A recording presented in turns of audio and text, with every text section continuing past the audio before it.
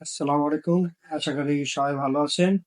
একটু কথা বলার জন্যে আসলাম। আসলে আমাদের দৃষ্টিকোণে আমরা প্রবাসীদেরকে মনে করি টাকার বেশি।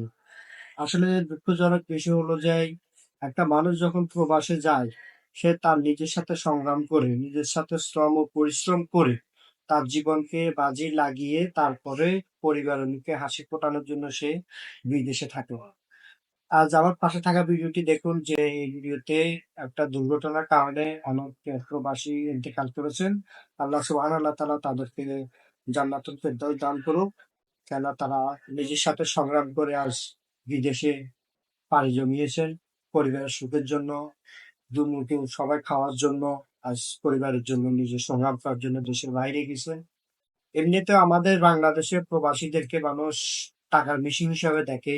আর কিছু, কিছু পরিবার তো তাদেরকে তাদের সন্তানদেরকে স্বার্থের জন্যই দেখে। কিছু, কিছু পরিবার আছে।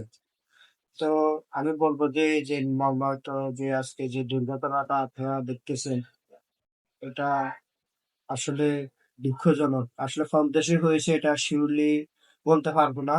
তো আমার ভিডিওটি দেখার পর খুব খারাপ লাগলো যে আসলে একজন মানুষ কিভাবে নিজের প্রতি সংগ্রাম করে পরিবারের মুখে হাসি ফোটানোর জন্য সে বছরকে বছর প্রবাসে থাকে।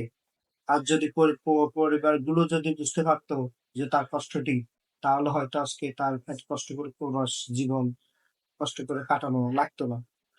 তো যারা যে প্রবাসী ভাইরা আছেন, সবাইকে আল্লাহ সুবহানাহু ওয়া তাআলা সুস্থতা দান করুক। যে যেভাবে আছেন আল্লাহ আপনাদেরকে ভালো রাখুক। কেননা আপনারা পরিবারের জন্য, নিজের জন্য তো তেমনটা হয় না। পরিবারের জন্যই পরিবারের হাসি ফোটানোর জন্য আপনারা কষ্ট করতেছেন।